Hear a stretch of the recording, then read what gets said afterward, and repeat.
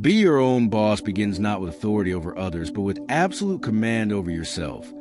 Because Stoicism teaches that no one is fit to lead externally until they're governed internally. And most people fail at leadership not due to lack of intelligence or ambition, but because their emotions, impulses, fears, and need for approval quietly run their decisions, making them reactive instead of deliberate. And the Stoic Life Hacks for leadership are not tricks for dominance, but disciplines for sovereignty, starting with the foundational principle that you must clearly distinguish what is within your control from what is not. Because the moment you attempt to control opinions, outcomes, or other people's behavior, you surrender your power and invite frustration, whereas the Stoic leader focuses relentlessly on what can be governed: judgment, effort, preparation, consistency, and character, and by doing so becomes unshakable in chaos, respected without demanding it, and calm when others panic. To be your own boss also means abandoning the illusion that motivation leads action, because Stoicism reverses this lie by teaching that action creates motivation, not the other way around. So the disciplined leader does not wait to feel confident, inspired, or ready, but acts according to principle even when emotions resist, understanding that feelings follow behavior, not commands. And this single insight separates leaders from followers more than talent ever could. Another Stoic life hack is practicing voluntary discomfort, not to suffer needlessly, but to train resilience. Because when you intentionally expose yourself to difficulty, cold, silence, solitude, restraint, you weaken fear's grip, and a leader who is not ruled by fear cannot be manipulated, rushed, or coerced, making their presence stabilizing in uncertain environments. Stoicism also reframes failure not as an identity, but as information, and the Stoic leader does not personalize setbacks or indulge in self-pity, because Marcus Aurelius reminded that what stands in the way becomes a way, meaning obstacles are not interruptions to leadership, but the very material to which leadership is forged. And when others collapse under pressure, the Stoic leader becomes sharper, calmer, and more precise, because adversity is treated as training rather than punishment. Being your own boss also requires ruthless clarity about values, because without a defined internal compass, you will unconsciously outsource your decisions to trends, praise, fear of criticism, or the desire to be liked. And Stoicism warns that the need for approval is a form of enslavement.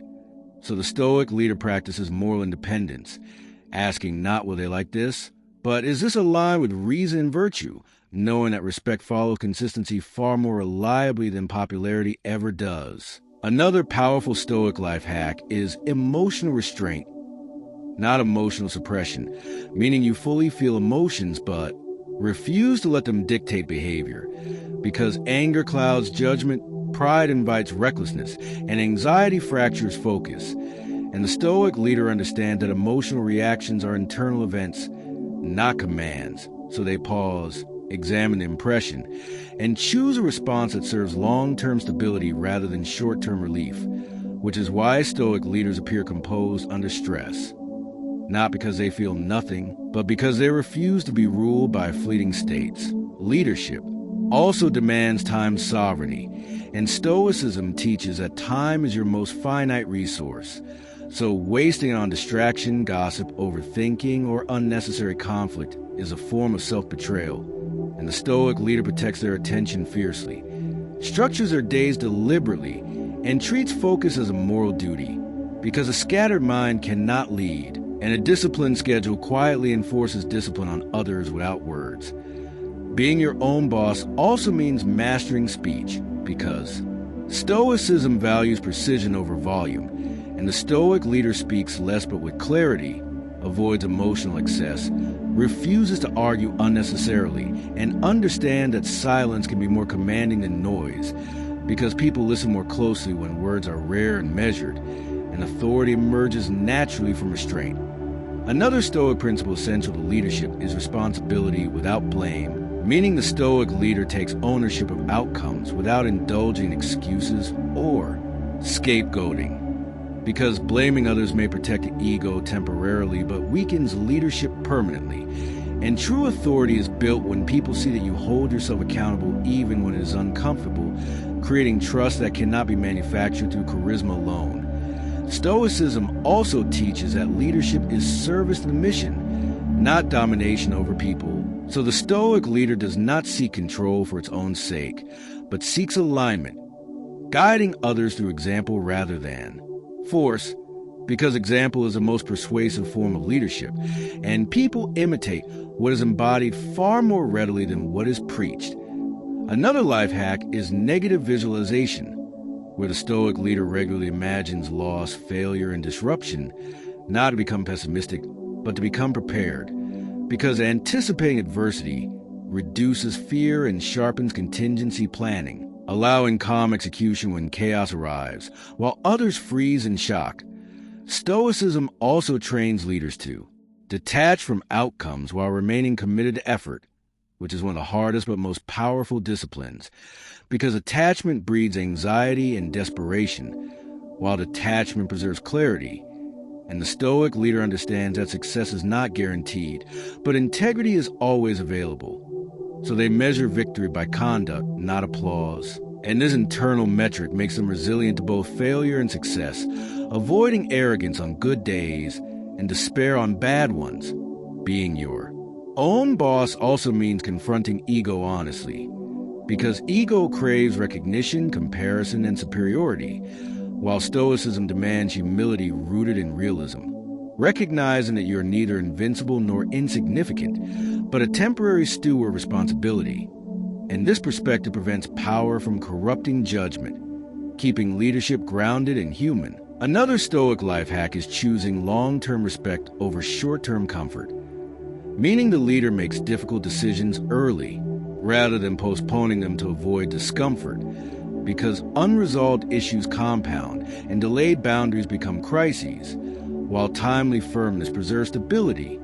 Stoicism also emphasizes consistency, because erratic behavior destroys trust faster than mistakes ever could, and the Stoic leader strives to be predictable in values, not rigid in tactics, allowing flexibility without confusion, which creates psychological safety for others.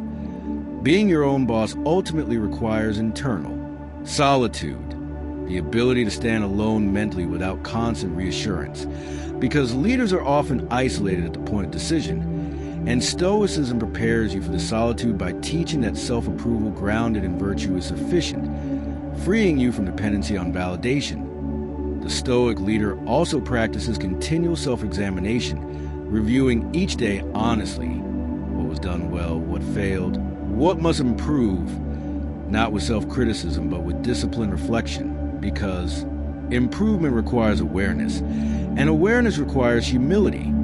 Over time, these Stoic life hacks reshape identity itself, transforming you from begins when self-mastery stops being an idea and becomes a daily standard, because Stoicism makes it clear that leadership is not proven in moments of inspiration, but in moments of fatigue, pressure, temptation, and inconvenience, when no one is watching and no praise is coming.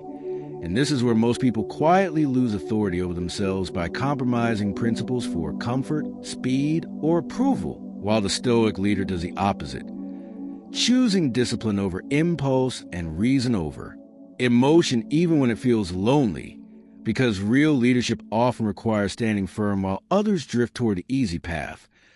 Being your own boss at this stage means mastering consistency, since people do not trust brilliance that appears once in a while, but reliability that shows up every day. And Stoicism teaches that greatness is a result of small actions repeated with integrity, not dramatic gestures fueled by ego. So the Stoic leader builds trust by being steady, predictable in values, and calm in crisis, understanding that emotional volatility is not passion but instability, and instability erodes confidence faster than failure ever could.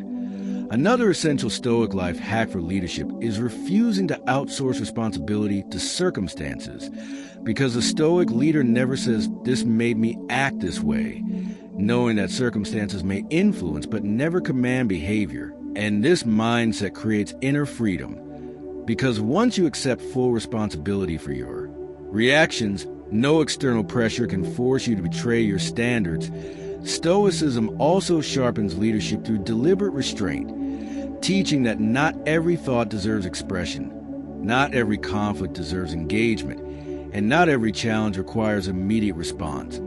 Because timing is a form of intelligence, and leaders who act too quickly often mistake urgency for importance, while the Stoic leader pauses, observes, and responds only when action serves purpose rather than ego.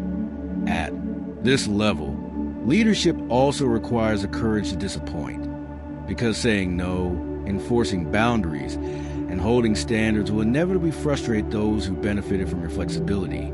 Yet Stoicism reminds you that discomfort in others is not evidence of wrongdoing in yourself, and that leadership without friction is usually leadership without direction. Being your own boss further demands that you detach from comparison, because comparison corrodes clarity, and the Stoic leader measures progress against values rather than rivals, knowing that envy, insecurity, and the need to outperform others are signs of internal disorder, not ambition, and a mind at war with itself cannot lead others effectively.